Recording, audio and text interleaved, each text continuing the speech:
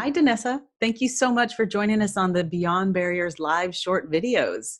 Oh, I'm so, thanks for having me, Monica. yes, we're so excited to have you on and discuss your new book, Naked at Work, A Leader's Guide to Fearless Authenticity.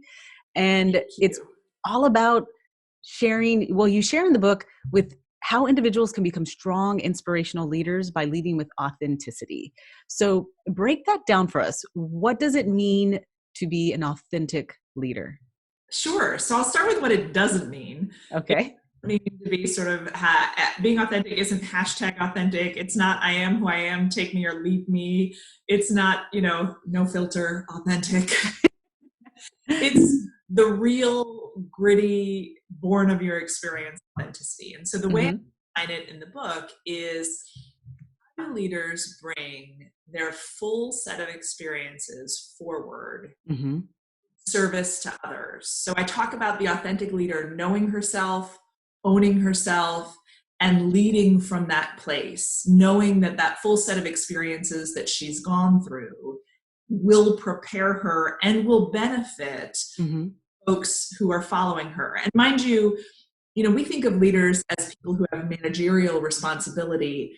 I'm actually speaking to leaders who have the power to influence, whether that be in professional services or in direct or indirect leadership roles. We're all leaders, especially now, Monica.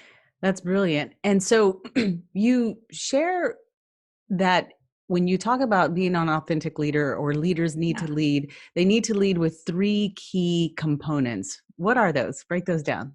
So those three components are important every day, but they're especially important in uncertainty or crisis. And they are candor. So candor is about being clear. Hmm. Passion, compassion being about being flexible and human, and Hmm. about being brave and bold, not foolishly bold, not running into burning buildings bold, but really powerfully stepping into a space when you don't have an awareness of how it's gone in the past or where you don't have all the data you would like to have. Hmm. Candor, compassion, and courage are the three things that I try to develop in leaders in my own practice through the book every day, but I really turn up the volume on those three qualities because they're a framework for success in crisis. I love that. So candor, courage, and compassion. Yeah, So for our emerging leaders, can you yeah, share some examples, maybe an example of what it means to show candor and courage and yeah. compassion as a leader? Absolutely. So, and I'll try to be really tactical here so that we can walk away from this with things people can do. Yes. Because frankly, all of our viewers are competing for their time, right? So when Yes. we think about candor, we want to think about real clarity. And what's important in crisis is that you turn up the volume and streamline the message. So I'll use an analogy Hmm. of an operating room, right? So if you've seen on our medical dramas, or if you're a doctor yourself standing in those rooms, you see how clear that communication is, what somebody wants and what they're handed. There's no sort of how are you, there's no filtering the message there. Hmm. As when we're all taught, if we witness an emergency, we are to move quickly to ask somebody to call 911 and to be direct in that. Because in a crisis of any sort, the volume of everything we're paying attention to dramatically rises. And it's hard for people to hear you. They're thinking about everything else that is different for them. And so for leaders of any sort, especially emerging leaders, you want to make sure that you're really crisp and clear. Now is not the time to give your feedback by saying, I wonder if. Mm. Now is time to give your feedback saying, my feedback is, I disagree. I'm asking you to. Mm. Especially as women, we try to couch our language thinking that's nice. Yes. Be nice here. We want to be kind by being clear. And that's something that Dr. Brene Brown teaches and speaks to us about a lot. We want to be really clear so that people don't have to filter through. So candor is about saying exactly what you mean in a respectful way so that people can understand you, so that you drown out the volume of what else is happening. So I'd encourage leaders really thoughtful in making sure that the words that come out their mouth exactly match their intent. I'm asking you to. I disagree. My answer is no. So that people can really hear and understand you. I like how you frame that is kindness through candor. And I think that's something that people can embrace, that you're doing them a service. You're doing something for them through this. Yeah. I once dated a guy years and years ago, who used to, when the server would come to the table and say, "Do you want water?" He'd say, "I'm easygoing." What he was trying to do is be nice to allow the server to give him water or not. He actually made the server's job much more difficult. Right? So what does that mean? Do you want water? Do you not want water? Right. Awkwardly as I figure that out. So in that case, nice actually confused the situation. Kind would have been, "Yes, I want more water," or "No, thank you, I do not."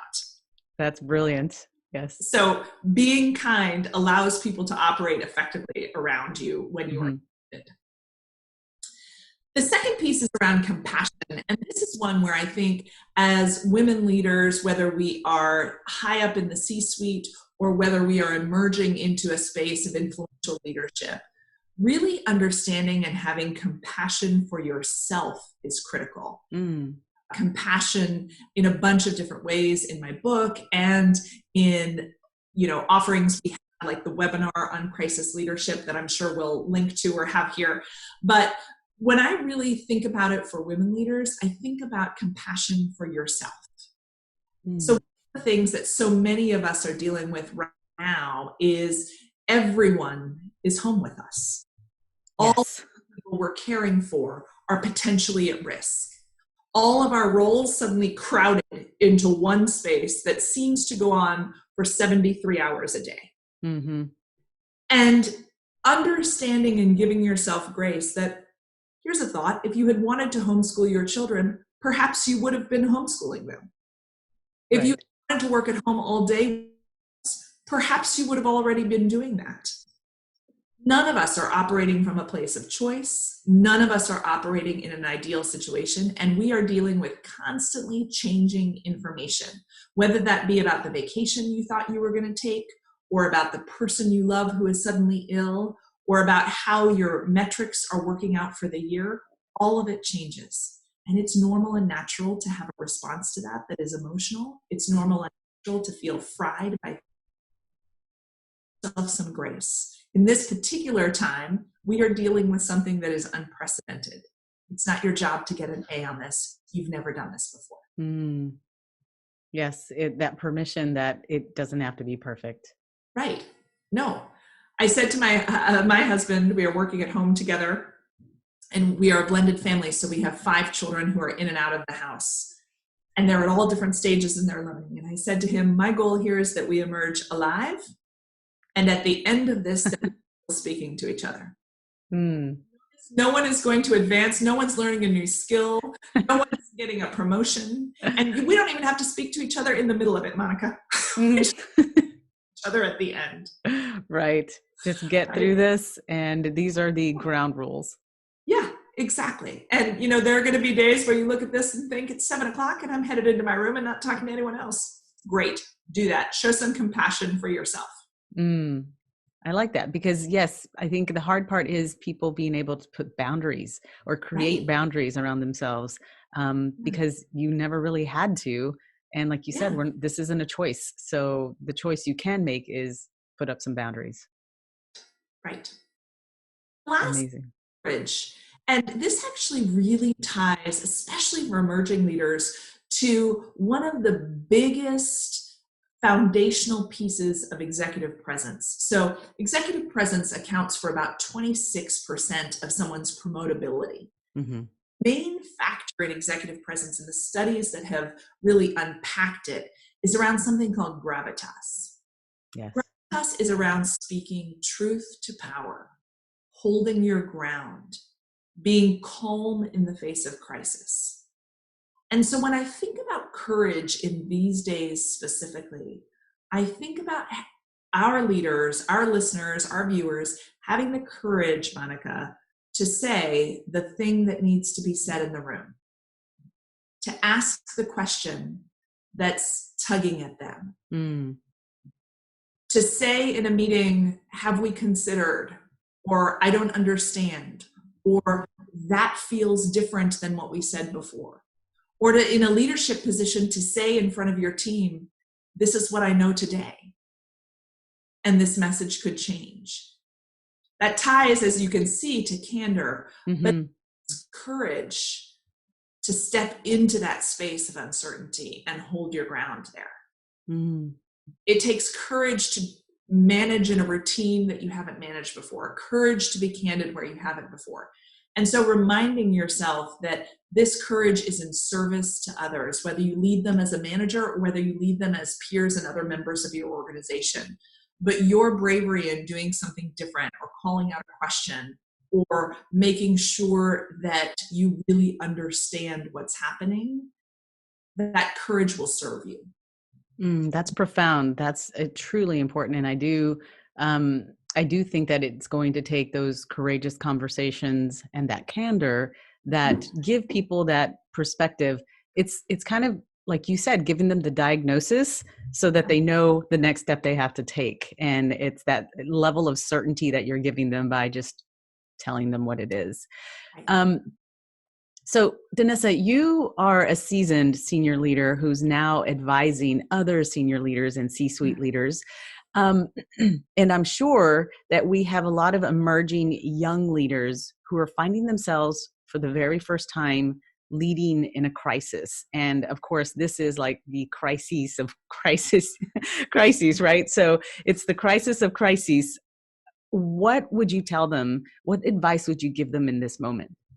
Yeah. So yeah, you're totally right, Monica. So I think about, when you were little and learned to dive and you have your hands over your head and you off the side. This is a bit like starting there and then them being like, hey, here's the 35-foot Olympic platform. Could you climb on up there and do a triple flip? Right. Absolutely. Like a little more time pushing off the edge. So the difficulty of the dive has quite literally increased. The advice I have for leaders in that space is to step slowly and definitively here. So we've given a framework here that you can use. It's not going to feel easy because it isn't easy. You're doing it wrong. It's that this is remarkably different than where we were even 30 days ago, even 7 days ago.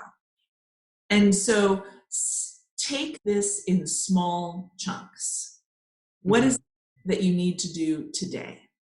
What is it that you need to do this week? What is it that you need to do in the next 2 weeks? The author Glennon Doyle is one of my favorites, and she talks about what is the next right thing. And so if leaders can focus just on, if I do X, that positions us better. Think about that. That isn't to say that I want leaders focused on small tactical wins, or not at all. It's don't overwhelm yourself by I am managing in the largest global pandemic in more than a century. Telling yourself that, focusing on that, is a recipe for not getting out of bed. Right. It's just basically going to help you freeze yourself, if anything. Right. Focus on how can I contribute to supporting my team and organization today. And start there. It's okay to have that be the question.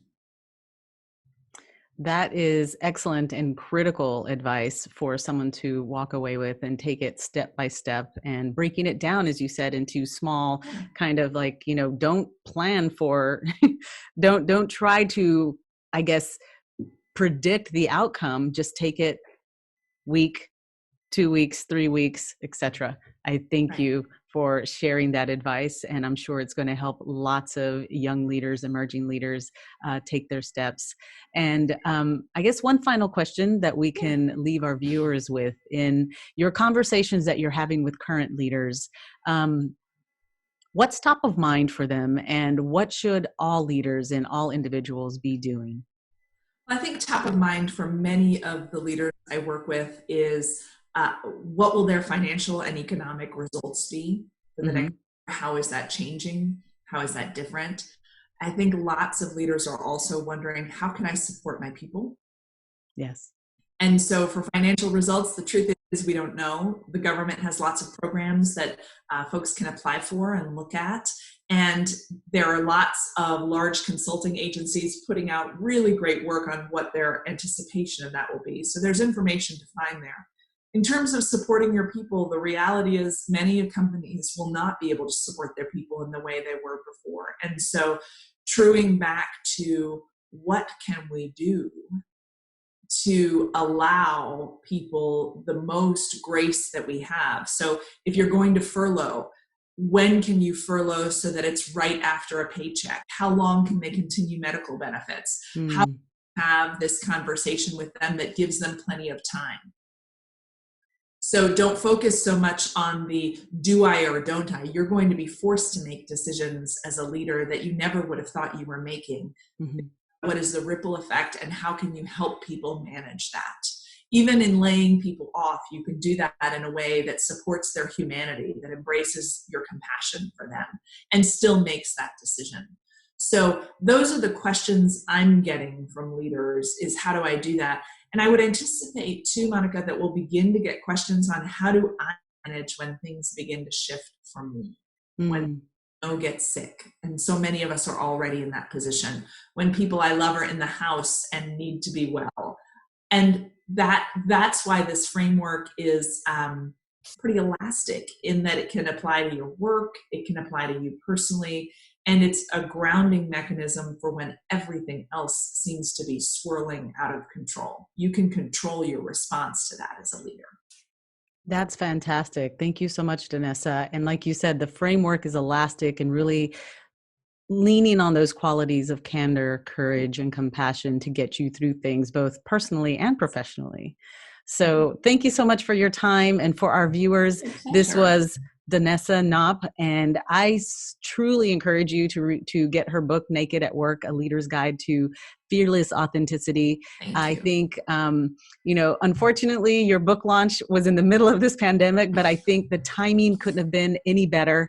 I think it is a go-to manual for leaders who are just needing a little bit of that guidance, and I think they'll find it in your book.